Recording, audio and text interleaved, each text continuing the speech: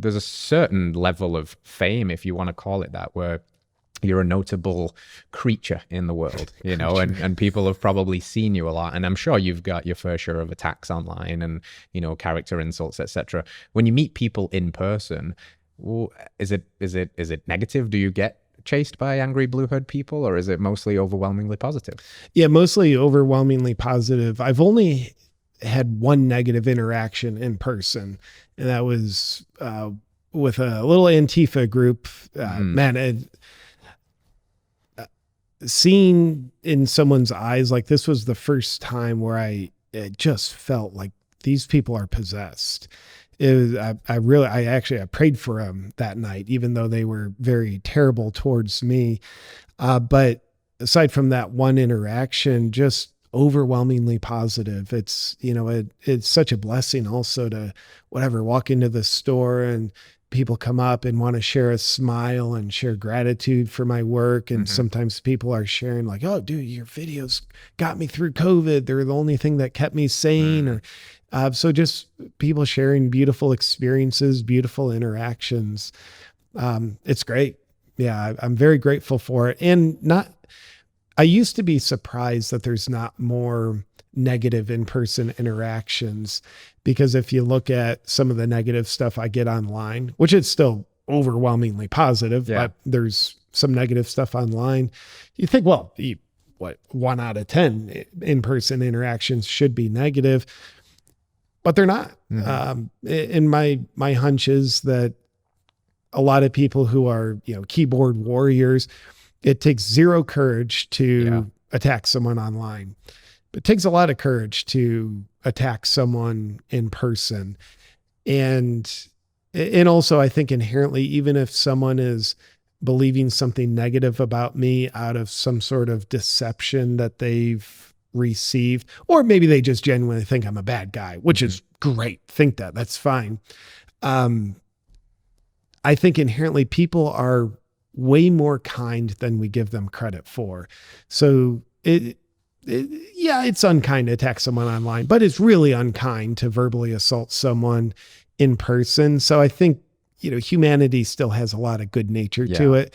So I think that's probably also something that kind of stops it. Yeah, I think it's very hard to hate face to face.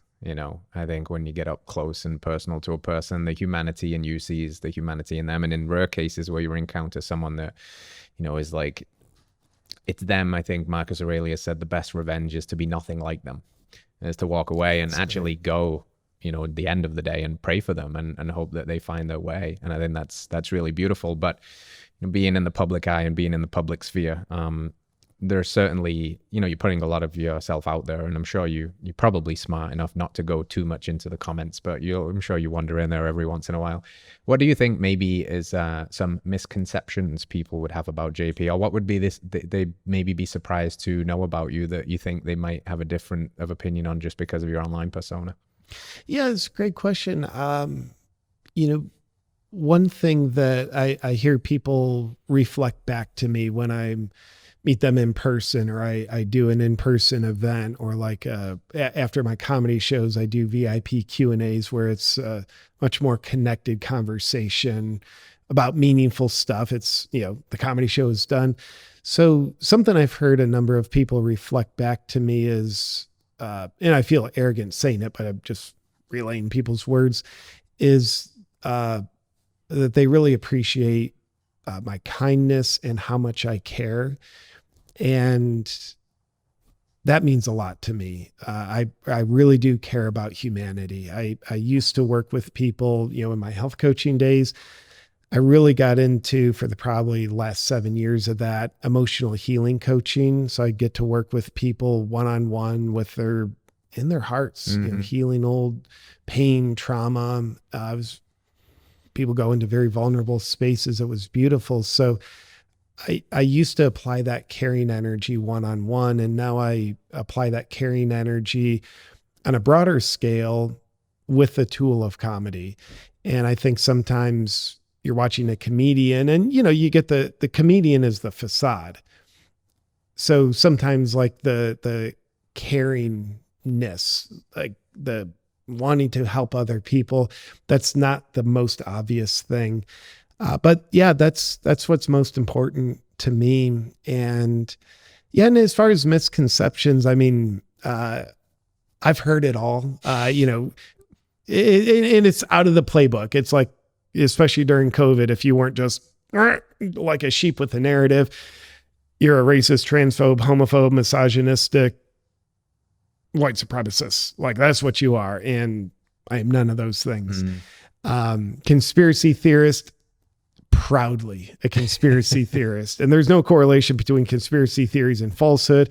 The term conspiracy theory was invented by the CIA in the late 1960s to smear anyone who had an alternative opinion on the official JFK assassination narrative. So the term conspiracy theory, in my opinion, was born out of trying to cover the truth. So what people were saying, which is probably more true than their narrative, that was labeled a conspiracy theory. So I also find it comical. A few months ago, I'll politely call it the degenerate media organization called Vice News. Since gone bankrupt, but I guess George Soros bought them up. So thank God they're still going to be in existence. Be back. But they wrote a big smear article about me. And I was so glad they did, because getting aggressively smeared by an organization that is propagating a very horrible agenda for humanity, if they look at you favorably, you're doing something wrong. Yeah. But if you're smeared by them, to me, that's a badge of honor. It's like, oh, thank you for like affirming I'm doing something right. I appreciate that.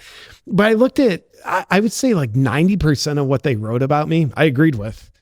It's just, I didn't think it was a bad thing. It's like, conspiracy theorists. And they were grouping me in with like RFK Jr. and Dr. Robert Malone, Peter McCullough, Dr. Mercola. I'm like, dude, thank you. Like, it's an honor to be in the company of these amazing thought leaders and crusaders of humanity that literally put their lives on the line. So thank you, Vice News. I appreciate the compliment. So anyway, when I see things like that, sometimes I'm like, well, those are not misconceptions. I, do think COVID was a bunch of crap. And I just think that's a good thing. You're writing it like it's a bad thing, but not even misconceptions. So when I do see things like that, it's typically very amusing to me, rather than it does not get in under my skin at all. Or if like you said, I don't go scrolling through comments often at all, but occasionally I'll check some of them out. And if I see a negative comment, I'm grateful it doesn't register at all in me. And I'm grateful that, the position I'm in life is at this time. I'm 42 years old. I wouldn't want any level of this spotlight when I was younger. Yeah, right. Even just 10 years ago, I wouldn't have wanted it, because I would have had less of a sense of self and therefore been more insecure, and therefore start to think I am who other people think I am. And if they don't think highly of me, then I start to think I am the version of me that they're seeing. It's, be more of an approval addict. But being 42, I still have so much to learn in life, so much to grow. Yet some of what I've learned and some of how I've grown, I've got a pretty solid sense of self, and I have much more of a clue of what really matters in life. I've got a family. I feel mission oriented. I do my best to serve a higher purpose, human connection, and caring for other people. I know those are the things that really matter.